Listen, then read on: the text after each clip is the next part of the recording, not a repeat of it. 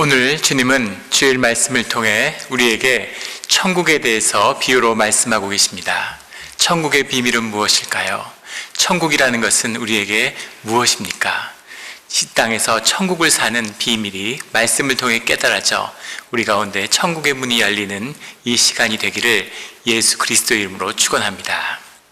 오늘 본문 말씀에 마태복음 13장 24절부터의 말씀은 이렇게 시작하고 있습니다. 천국은 좋은 씨를 제 밭에 뿌린 사람과 같으니, 주님은 천국이 좋은 씨를 제 밭에 뿌린 사람과 같다라고 말씀하고 계십니다. 좋은 씨라고 하는 것은 복음의 말씀일 수도 있고 또 주의 사람들, 주의 자녀들을 의미하기도 하죠. 또 제 밭이라고 하는 건 우리의 삶의 자리이기도 하고 또 교회의 공동체이기도 하고 우리가 사는 이 땅의 이 시간과 공간을 의미할 수 있습니다. 뿌린 사람은 예수 그리스도시겠죠. 그런데 예수님이 좋은 씨를 제 밭에 뿌렸다고 말씀하시는, 좋은 씨를 제 밭에 뿌린 그 예수 그리스도의 비밀이 어떻게 우리에게 천국이 되는 것인지, 거기에 숨은 주님의 뜻이 우리에게 증거되고 있습니다. 좋은 씨를 제 밭에 뿌려야 되는 것이죠. 주님은 앞에 씨 뿌리는 자의 비유를 들어서 가시떨기와 돌밭과 길가에 뿌려진 씨앗, 거기에 더해서 좋은 땅에 뿌려진 씨앗을 뿌리는 자의 비유로 말씀을 이미 전하셨습니다. 좋은 밭을, 좋은 씨를 뿌린다는 것, 좋은 밭이라고 하는 것에는 우리 밭, 내 밭, 제 밭, 우리의 삶의 자리, 내가 사는 내 삶의 길에 뿌려진 하나님의 복음, 하나님의 말씀, 주님을 인도하심 가운데 주님과 함께하는 주의 자녀들, 그런 뜻이 들어있는 것이죠. 그런데 주님은 좋은 씨를 제 밭에 뿌린 사람, 그 예수 그리스도가 함께하는 비밀에 대해서 우리에게 말씀하고 있습니다. 25절에 사람들이 잘 때 그 원수가 와서 곡식 가운데 가라지를 덧뿌리고 갔더니 라고 말씀하십니다. 씨를 뿌리는 자의 비유로 말씀하시는데 사람들이 잘 때 그 원수가 와서 이렇게 말씀하시는 거죠. 사람들이 잘 때라고 하는 것, 깨어 있을 때, 의식적으로 일어나 있을 때가 아니라 잠을 잘 때라고 하는 것은 우리가 무의식에 있을 때, 잠이 든다는 것은 우리의 의식이 잠들고 우리의 무의식이 움직일 때죠. 우리의 영이 있을 때, 우리의 심령의 세계, 우리는 알지 못하지만, 우리가 의식적으로 무슨 일이 일어나는지는 알 수 없지만 우리의 무의식 가운데 이루어지는, 우리의 심령 가운데 영적으로 이루어지는 역사가 있다는 겁니다. 그 잘 때 무슨 일이 벌어지냐면 원수가 와서 곡식 가운데 가라지를 덧뿌리고 갔더니 이렇게 말씀하시는 거죠. 원수라고 하는 것은 마귀라고 주님이 풀어서 39절에 말씀해 주고 계세요. 그런데 그 원수가 우리의 심령, 우리의 무의식 가운데 와서 가라지를 덧뿌렸다는 겁니다. 곡식 가운데. 그 밭에다가 씨를 뿌린 것이 아니라 곡식 가운데 씨를 뿌렸다. 그 곡식 위에다가 씨를 뿌렸다는 거죠. 곡식이라고 해석된 이 곡식이라는 말은 시토우라는 말인데 윗이죠, 윗. 밀을 이야기하는 겁니다. 그 밀밭 가운데 가라지, 지자니온 이라는 것인데 겉볼이라고도 하고 헛밀이라고 불리는 그 밀밭에 뿌려진 가짜 밀을 이야기하는 거죠. 그 겉보리의 씨앗을 뿌렸는데 밭에 뿌린 게 아니라 뿌려진 곡식 위에 뿌렸다는 겁니다. 실제 로마 시대에는 복수를 위해서, 자신이 복수하기 위해서 원수의 밭에 가서 이 겉보리를 뿌리는 이런 복수의 행위가 성행했다고 해요. 그래서 로마 법에 복수를 하려면 그 사람한테 해야지 절대 밭에다가 해코지를 하지 말라고 하는 그런 법령이 다 정해졌었다고 합니다. 곡식에 겉보리가 뿌려져서 밀의 추수에 지장을 주면 나중에 너무 피가 크고 많은 사람들이 피해를 입으니까 복수를 하려면 그 사람한테 해야지 밭에다 하지 마라, 이런 법이 있었다는 거죠. 그 비유를 들어서 주님이 말씀하고 계시는데 그 비유의 특이점은 바로 밭에 뿌리는 것이 아니라 곡식에 뿌렸다라고 말씀하고 계신다는 겁니다.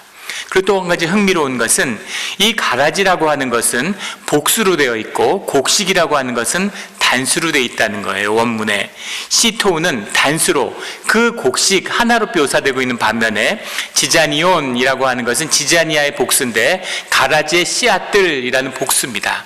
하나에다가 여러 개를 뿌렸다는 거죠. 이것은 하나됨, 그 하나됨이라는 것은 주님과 하나된, 공동체가 하나된 그 교회의 비밀을 상징하는 거죠. 우리의 심령의 하나됨, 우리의 마음의 하나됨, 그 하나됨은 천국의 비밀인데 그것을 깨어버리는 여러 개의 씨앗을, 여러 개의 가라지의 씨앗들을 그 위에다 덧뿌렸다는 거죠. 어떻게 곡식 위에다가 가라지를 덧뿌릴 수 있을까요? 이것이 영적인 이 잘 때에 일어나는 영의 공격, 마귀의 역사를 지칭하는, 우리의 심령 가운데 일어나는, 우리의 영 가운데 일어나는 그 역사를 주님이 말씀하고 계시는 거죠.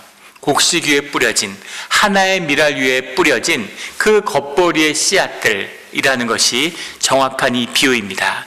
주님이 말씀하시고자 하는 것은 무엇이었을까요? 싹이 나고 결실할 때 가라지도 보이거늘, 그것이 곡식 위에 이 가라지의 씨앗이 뿌려 있을 때에는 이 가라지가 가라지로 보이지 않았다는 겁니다. 더 정확히 얘기하면 우리가 혈과 육으로 살아갈 때에는, 우리 가운데 가라지의 역사와 하나님의 역사, 천국의 복음의 역사가 구별되지 않는다는 거죠. 그것이 오직 드러나서 열매가 될 때, 삶의 결실로 드러날 때, 그때가 되어서야 곡식과 가라지의 문제가 비로소 우리에게 드러난다는 겁니다. 그렇다면 이것은 곡식의 문제일까요? 아니면 가라지의 문제일까요? 아니면 밭의 문제일까요? 밭과 곡식과 가라지 중에 무엇이 문제가 되는 것일까 하는 것이 우리에게 도전으로 다가오는 것이죠. 우리에게 풀기 어려운 많은 난제 질문들이 있습니다. 어린아이들에게 엄마가 좋아, 아빠가 좋아, 이런 질문들은 아주 난제고 잔인한 질문이죠. 사실은 그 답을 어린아이들은 알고 있지만 차마 그 답을 할 수 없는, 존재와 행위가 서로를 배반하는 아주 어려운 영적인 난제입니다. 그래서 그 답을 흔쾌히 답할 수가 없는 것이죠. 그런 어려운 질문이 많죠. 키가 크는 건 유전적인 이유 때문일까? 아니면 후천적으로 잘 먹어서 그런 것일까? 그것도 어려운 질문이죠. 공부는 어떻습니까? 공부를 잘하는 아이들을 보면 머리가 좋게 태어나서 그래, 공부를 잘하려면 머리가 좋아야 돼, 이런 이야기도 많이 하고, 무슨 소리야, 공부를 열심히 하니까 잘하는 거지 노력하는 사람은 아무도 못 당해, 이런 얘기도 하죠. 공부 잘하는 건 노력 때문일까요? 아니면 머리가 좋은 머리를 갖고 태어났기 때문일까요? 현대 인지과학자들은 이 뇌과학을 통해서 사실은 학습 과정이라고 하는 것, 학습에 끼치는 유전적인 영향, 생태적인 영향에 대한 그런 계량적인 분석을 완성했죠. 그래서 그 학자들의 말을 들여다보면 학습 과정, 그것이 운동이든 공부든 사람이 학습 과정을 통해서 무언가를 성취하는 데에는 유전적인 원인, 생물학적인 원인이 89%를 차지한다고 합니다. 그리고 우리의 의식적인, 경험적인 학습의 과정에서 얻어지는 노력의 그 대가가 11%라는 거죠. 그렇게 들으면 역시 타고나야 되는구나, 머리가 좋아야 되는구나, 이런 생각을 하게 되죠. 그런 말을 들으면 마음에 평화가 임하고, 그랬구나, 내가 진짜 열심히 공부했는데 다 이유가 있었구나, 이렇게 생각하기 쉽죠. 하지만 89%라는 것은 그렇게 큰 영향이 아닐 수도 있습니다. 왜냐하면 우리와 침팬지를 구분하는, 침팬지와 우리의 99%의 유전자가 같다는 사실이 말해주는 거죠. 믿기지 않지만 침팬지와 인간은 99% 이상이 유전적으로 동일하다고 합니다. 생물학적인 조건이 같다는 거죠. 그것보다 더 충격적인 것은 심지어 돼지나 쥐도 인간하고 70%가 유전적으로 동일하다고 그래요. 그래서 인간에게 약을 실험하는데 쥐를 가지고 실험하고, 돼지의 간을 인간으로 이식시키기 위한 그런 연구들을 인간들이 끊임없이 하죠. 인간과 가장 흡사한 간을 가진 게 돼지라는 겁니다.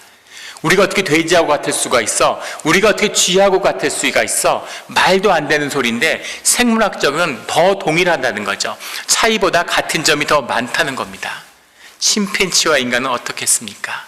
그런데 그 침팬지와 인간을 완전히 가르는, 침팬지를 애완용으로 동물원에서 키우고 영장류가 돼서 인간의 역사를 열어 호모 사피엔스 사피엔스의 역사의 숨은 비밀은 바로 그 1% 안에, 그 1% 가운데에서도 지구보다, 전 우주보다 더 복잡한 그 뇌구조 속에 담긴 우리의 의식, 우리의 심령의 비밀에 있다는 겁니다.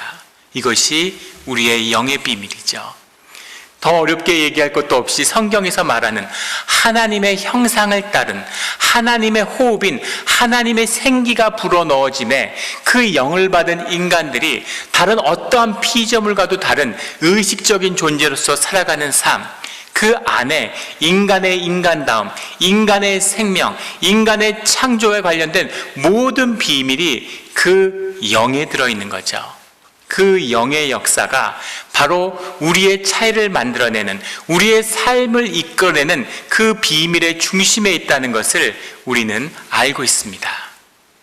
그런데 그 심령 가운데, 그 뿌려진 이 밀밭 가운데, 이 뿌려진 이 곡식의 씨앗 가운데 가라지가 함께하고 있다는 거죠.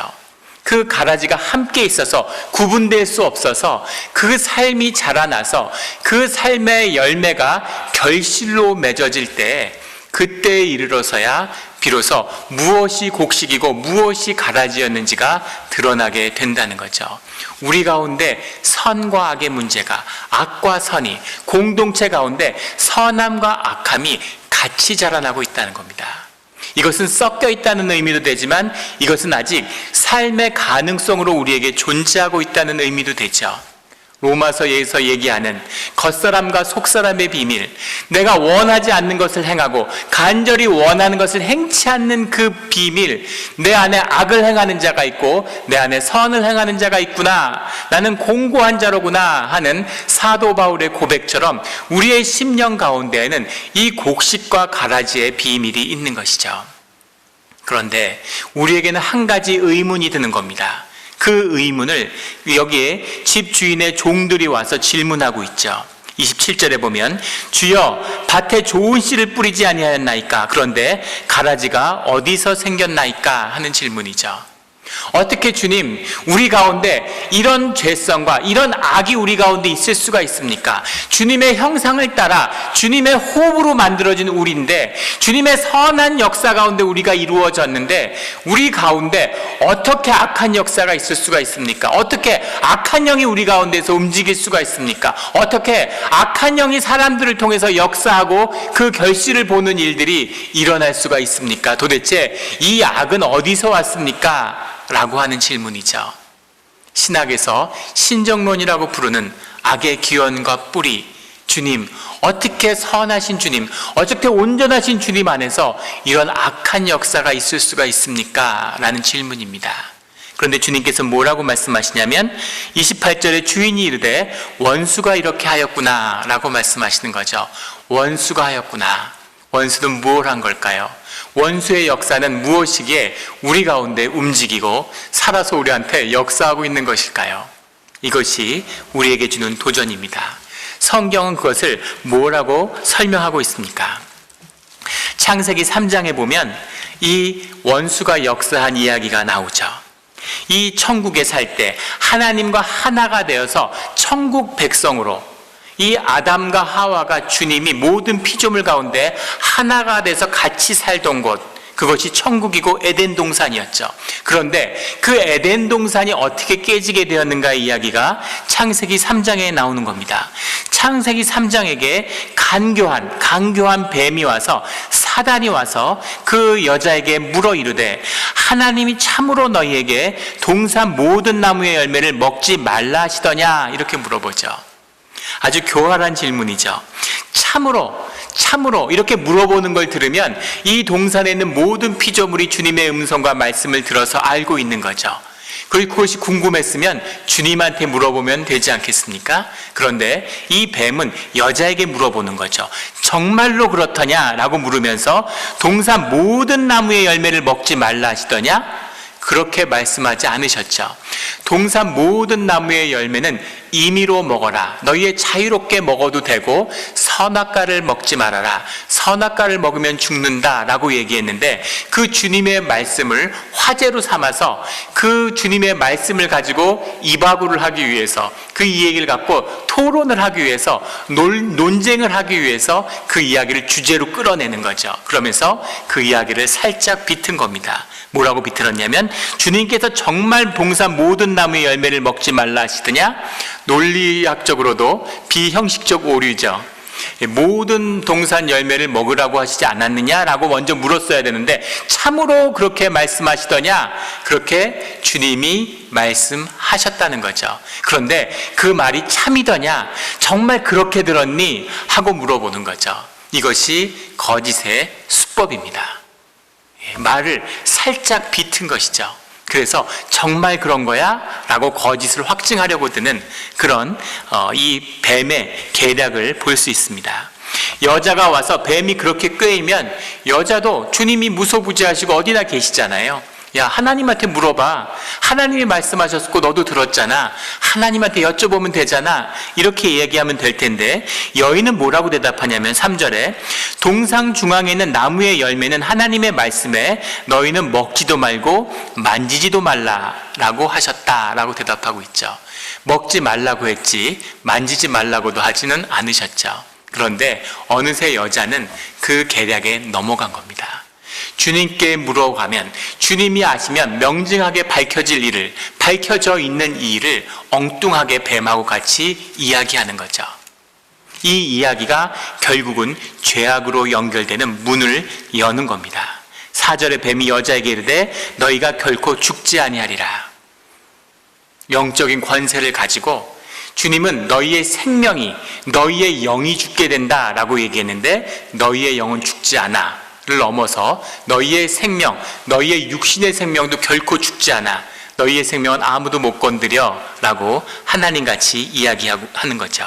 그리고 5절에 너희가 그것을 먹는 날에는 하나님과 같이 되어 선악을 알 줄 하나님이 아심이니라. 하나님과 같이 된다는 거죠. 하나님처럼 하나님 같이 되어서 너희가 선악을 알게 돼 라고 이야기하죠. 그런데 하나님 같이 된다니까 대단히 좋게 되는 것처럼 보이지만, 하나님 같이 되는 게 무슨 의미가 있겠습니까? 대학생, 고등학교를 졸업하면 대학생이 돼야죠. 대학생 같이 되는 게 무슨 의미가 있을까요? 대학을 다니고 수업을 다 듣고, 예전에 가짜 대학생 이런 거 있었죠. 대학 가기가 어렵던 시절에 대학생처럼 다 하는데 진짜 대학생이 아니라 대학생 같은 거죠. 대학을 같이 다녔는데 예전에 그런 가짜 대학생이 대학교 학장이 주례를 쓰고 뭐 이런 이야기까지 있었죠. 뉴스에 화제가 됐던 적이 있습니다. 그런데 비참한 삶이죠. 대학생 같이 지냈지만 대학을 다녔는데 졸업장을 받지 못하는 거죠. 공무원 같이 일하고 공무원하고 같이 청사의 공무원처럼 살았는데 공무원이 아니기 때문에 연금을 받지 못하는 거죠. 공무원 같이 사는 것이 무슨 의미가 있습니까? 자녀와 같이 가족들과 어울리고 가족 안에서 생활을 하고 가족처럼 살았지만, 가족 같이 살았지만 가족이 아니라면 이것보다 더 비참한 게 어디 있겠습니까? 우리의 삶의 비밀은 누구와 같이가 아니라 내가 나로 사는 것이죠. 내가 나 됐을 때 너희의 생명의 역사가 30배, 60배, 100배의 역사로 피어난다. 주님이 제 밭에 뿌린 씨앗, 자기 밭에 하나님으로 받은 귀한 생명의 씨앗이 뿌리 내려서 거기서 열매를 맺을 때, 그때 자신의 삶이 자신으로서 빛이 나게 되는 거죠. 그런데 무엇과 같이, 무엇처럼, 우리가 세상에서 무엇과 같이 되려고 하잖아요. 거창한 사람, 성공한 사람 같이 되고 싶어서 명품을 들고 비싼 옷, 비싼 시계를 차고 비싼 차를 몰려고 그러고 비싼 집에 살려고 그러고, 귀한 사람 같이, 존귀한 사람 같이 되려고. 그런데 주님은 우리에게 내가 너로서 살 때 네가 존귀하다라고 말씀해 주시는 거죠. 존귀함이 있는데, 생명의 귀함이 있는데 그걸 잃어버리고 무엇과 같이 되려고 가짜로 사는 그 끝에서 같이 사는 것에 비참함을 만나게 되는 거죠. 주님은 너는 너로서 살아야 된다는 겁니다. 이 영적인 거짓, 이 영적인 우리의 넘어짐의 가장 중심에 있는 비밀은 주님이 우리에게 선악의 문제를 판단하고 주관하는 것이 삶의 중심이 아니라고 말씀하시는 데 있는 거예요. 우리가 선과 악을 판단하기 때문에 현상세계에서 넘어지는 것입니다. 주님이 오직 우리에게 말씀하시는 것은 거짓과 진실함의 문제죠. 거짓을 버리고 진실함 가운데 진실을 붙들고 진실 가운데 주님 앞에 서라는 겁니다. 신실하신 주님이, 진실하신 주님이, 우리의 마음의 중심을 보는 주님이 우리의 진실함을 만나신다는 거죠. 주님은 거짓과 상대하지 않으세요. 이것이 가라지가 곡식한테 함께 있을 수 있는 비밀입니다. 그 비밀은 무엇이냐면 이 거짓은 본질 세계에 있을 수는 없는 것이죠. 본질 세계, 그 실체의 세계에는 거짓이라는 것은 있을 수 없습니다. 악함이라고 하는 건 있을 수가 없죠. 왜냐하면 주님의 임재 가운데 있기 때문이죠. 주님과 함께 있기 때문입니다. 그런데 그 실제의 세계가 현상의 세계로 나올 때 마귀가 천국에서 주님께 대적함으로 그 거짓됨으로 인해서 천국에서 쫓겨나고 말았죠. 그 쫓겨난 마귀가 현상 세계에 들어와서 이 현상이라고 하는 거짓 가운데 거짓이 위세와 권세를 갖게 되는 것, 이것이 마귀의 역사고 마귀의 권세입니다. 그래서 악의 문제라고 하는 건 현상의 문제일 뿐이죠. 악의 문제라고 하는 것은 껍데기의 문제일 뿐입니다. 그래서 선과 악이라는 문제로 현상 세계를 접근하면 마귀의 제물이 되고 마는 것이죠. 내가 정의를 세우겠어. 내가 악을 맞서서 내가 온전한 의를 이 땅에 세우겠어. 이런 자들은 결국은 마귀의 놀이개가 되어서 세상에 악을 세우는 일에 쓰임받게 됩니다. 우리가 현실의 정치에서 현상 세계에서 수도 없이 반복해서 보게 되는 일이죠. 세상 사람들이 의인인 줄 알고 떠받들었는데 알고 보니까 형편없는 악인이었더라. 뻔한 스토리의 이야기들.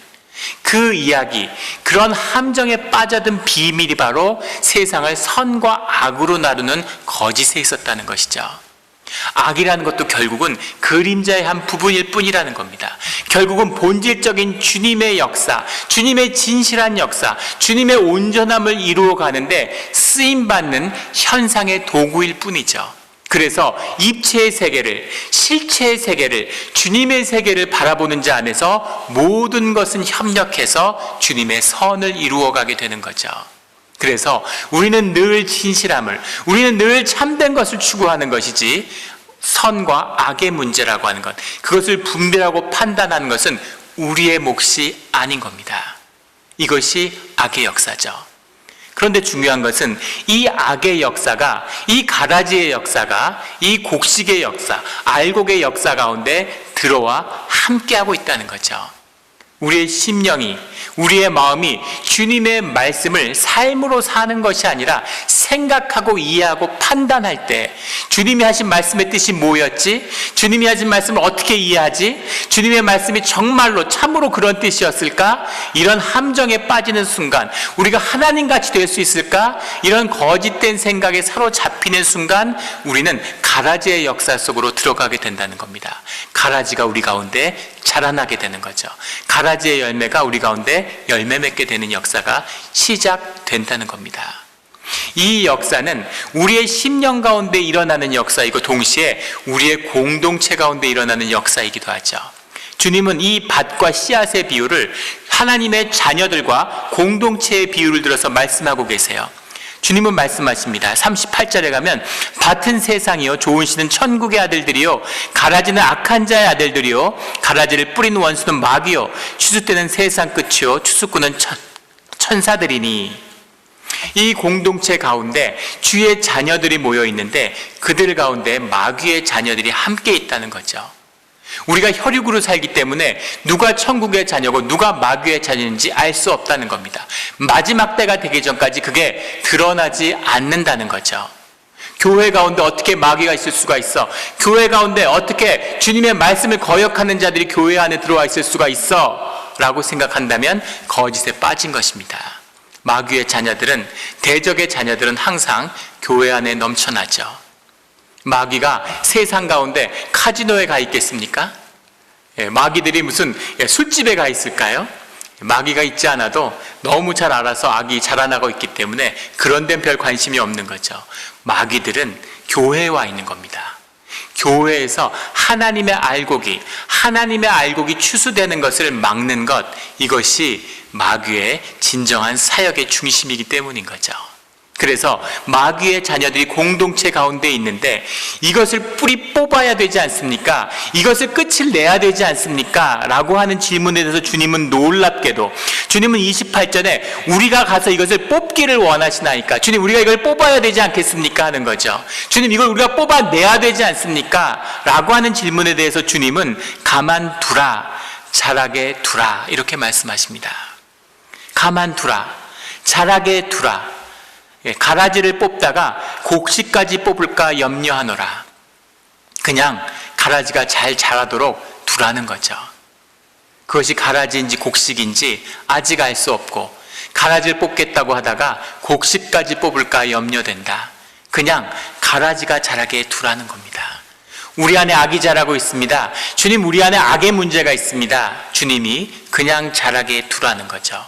그 악의 문제에 포커스가 있는 것이 아니라 그 선의 문제, 그 하나님의 알곡의 문제, 그 주님의 진실한 실제의 문제, 그것이 자라나는 것이 더 소중하고 중요한 것이다 라고 주님이 말씀하고 계시는 거죠.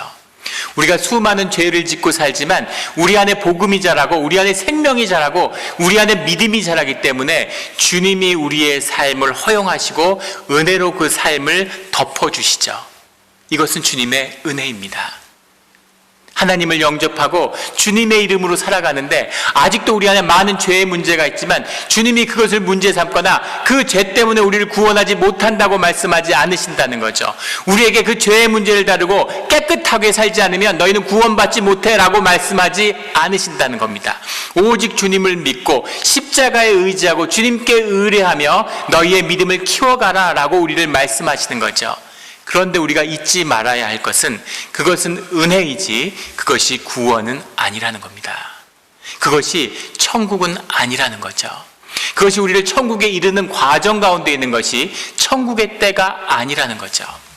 거짓 복음이 교회에 횡행해서 이 가라지를 용납하는, 가라지와 곡식이 같이 자라는 이것이 축복이고 이것이 주님 안에서 열매인 줄 아는 사람들이 많아요. 한국교회의 가장 가슴 아픈 모습입니다. 들판에 주렁주렁 알곡이 열려있는 거죠. 문제는 추수가 되지 않는 겁니다. 그 안에 가라지들이 넘쳐나기 때문이죠.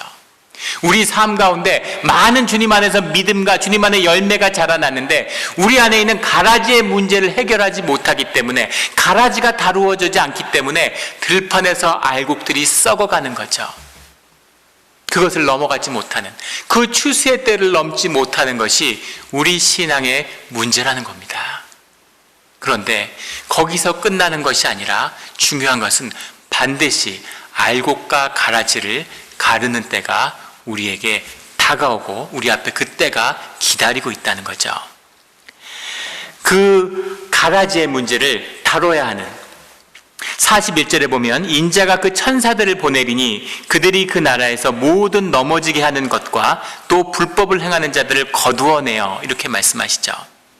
그 추수의 때가 되면 천사들을 보내는데 넘어지게 하는 것의 본문은 스칸달라라는 말입니다. 스칸달라.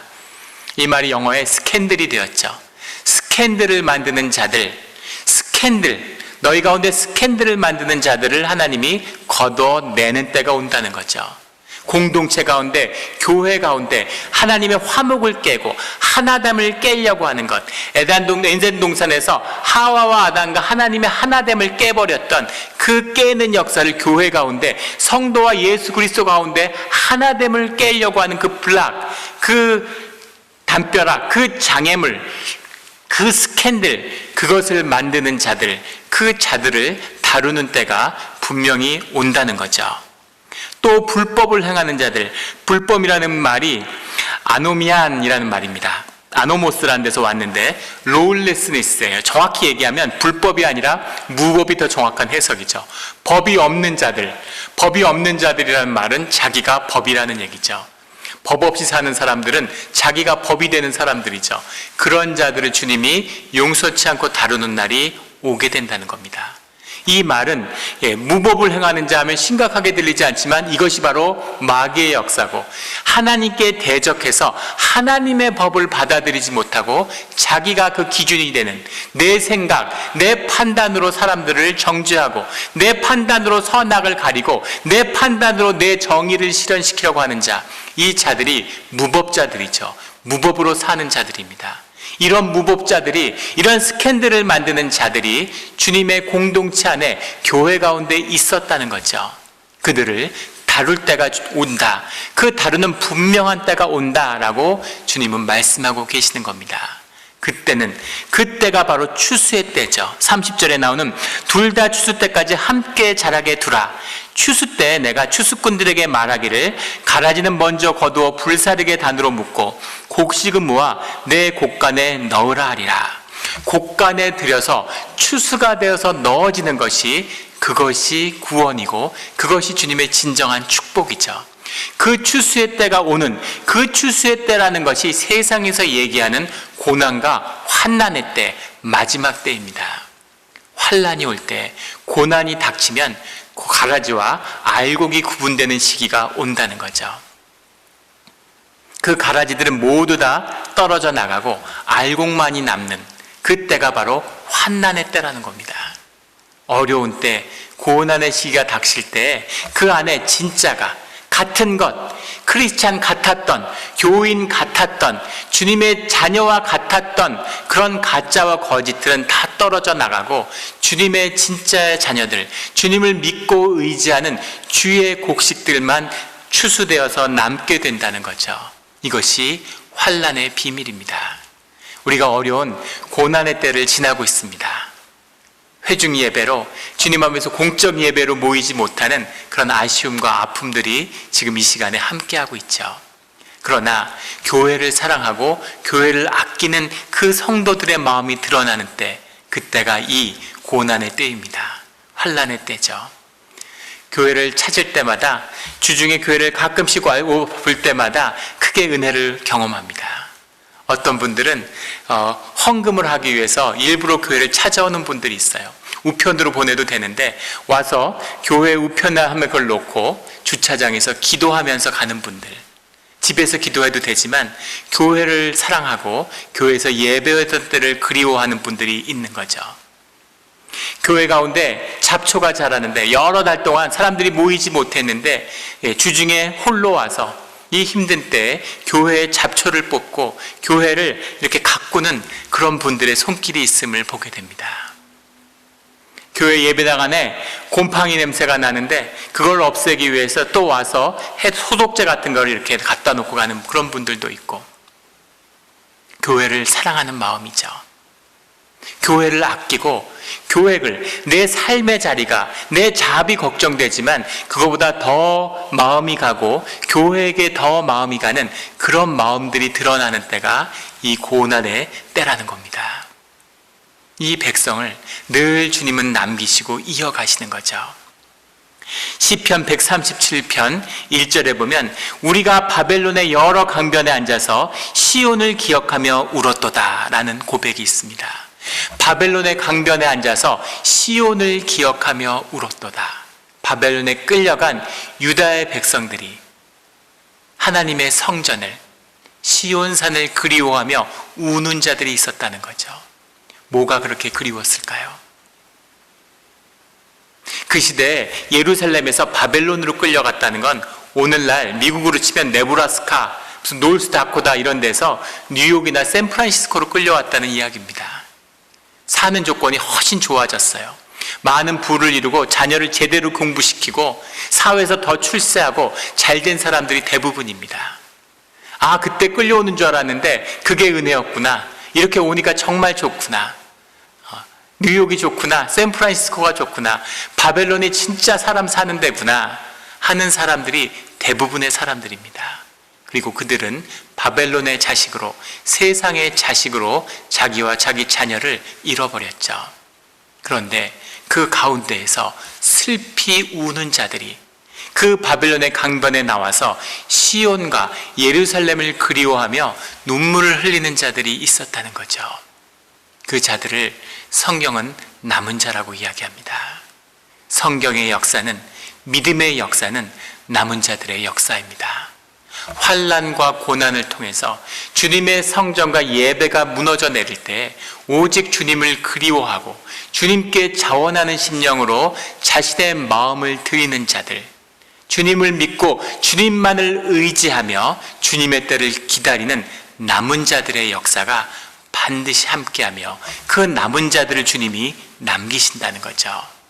그 남은 자들이 천국의 자녀고 그 남은 자들이 살아가는 삶이 아버지 나라에, 이 땅에 아버지 나라가 임하는 비밀이라는 것을 성경은 증거하고 있습니다. 자기 아버지의 나라에서 해와 같이 빛나리라. 그때에 43절에 그때의 의인들은 자기 아버지의 나라에서 해와 같이 빛나리라. 귀 있는 자는 들으라. 귀 있는 자는 들으라.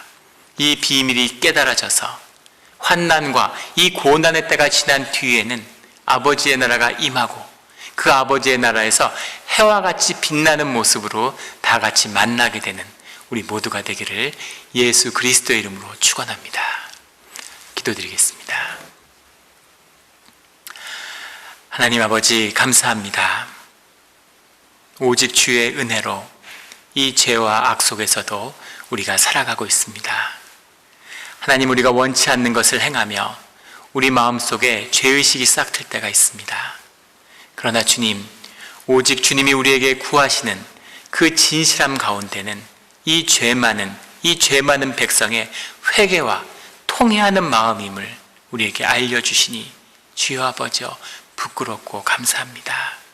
오직 진실함으로 주 앞에 나아가서 주님과 동행할 때, 우리의 믿음을 키워갈 때, 우리의 주님께 의지하는 이 마음을 키워갈 때, 우리의 중심이 주님을 바라보는 이 삶의 길을 걸어갈 때, 그 환난 가운데 주님을 다시 만나는 남은 자의 역사가 나의 역사임을, 우리 공동체의 역사였음을 만나는 그런 귀한 이 시간, 이 때가 되게 하여 주시옵소서. 감사드리며 늘 해와 같이 빛나는 모습을 꿈꾸며 예수 그리스도의 이름으로 기도드렸습니다. 아멘.